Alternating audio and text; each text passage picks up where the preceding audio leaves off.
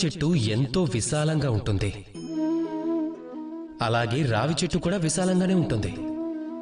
కానీ మీరు ఎప్పుడైనా సరే ఆలోచించారా, ఎందుకని తుమ్మ చెట్టును నరికి ఆ తర్వాత దానిని ఉపయోగిస్తారు?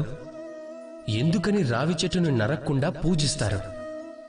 ఎందుకు అంటే రావి చెట్టు దాని కింద కూర్చునే బాటసారులకు నీడనిస్తుంది, దాని కొమ్మల మీద అసంఖ్యాకమైన పక్షులకు ఆశ్రయాన్నిస్తుంది.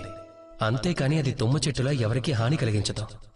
రావి చెట్టు అందరికీ చల్లటి నీడనిచ్చి పూజలందుకుంటుంది. ఈ ప్రపంచంలో ఒకవేళ మీరు గౌరవం పొందాలి అనుకుంటే అప్పుడు రావి చెట్టులాగానే వ్యవహరించాలి.